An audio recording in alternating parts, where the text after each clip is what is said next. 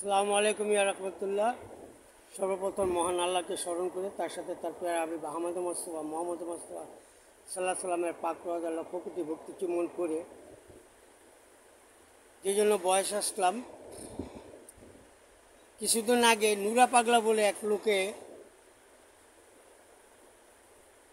সে মারা গেছে, তার দাফন করা হয়েছে।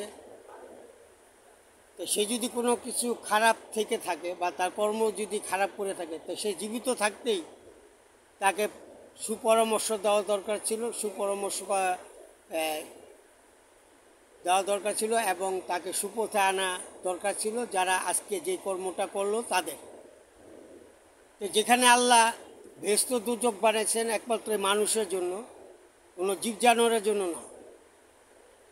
মানুষের কর্মফল অনুযায়ী যদি সে ভালো কর্ম করে তাহলে বেহেশত পাবে, আর যদি সে দুনিয়াতে খারাপ কর্ম করে যায় তাহলে তার আল্লাহর বিচারে যেটা হবে সে তাকে দুজকে দেবে। কিন্তু যেখানে মানুষের বিচারের জন্য আল্লাহ রয়েছে, মৃত্যুর পরে আপনার ভালো মন্দ বিচারটা করবে মহান আল্লাহ, আর কেউ না। তো সেই আল্লাহর উপরে এরকম কোন মুসলমান হয়ে গেল এরা যে তাকে কবর থেকে উঠায়া জ্বালায়া দিল? তো এটা কি মুসলমানের কারবার? এটা কি মুসলমানের কাজ? ওনারা কি এমন আমল করছেন যে একটা কোথায় লেখা আছে যে ব্যক্তি মারা গেছে তাকে কবর থেকে উঠাইয়া জ্বালিয়ে দেওয়া? এটা কোন কোরআনে আছে, কোন হাদিসে পাইছে এরা?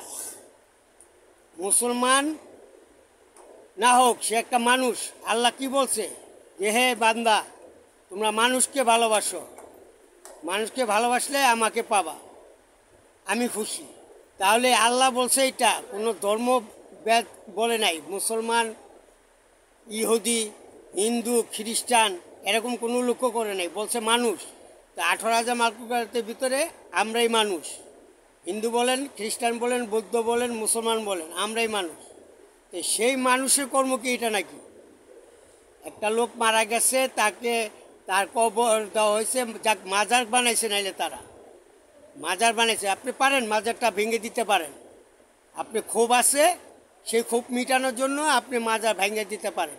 কিন্তু আপনি কোন মুসলমান, কিসের দাবি করেন? আমি তো মনে করি মহান আল্লাহ আপনাদের যে কজন এই কর্ম করছেন সবাইকে জাহান্নাম লেখা দিয়ে দিছে। জাহান্নামে বিকতে যাবেন আপনারা, আপনাদের তো বেহেশত পাওয়ার কোনো অধিকারই নেই।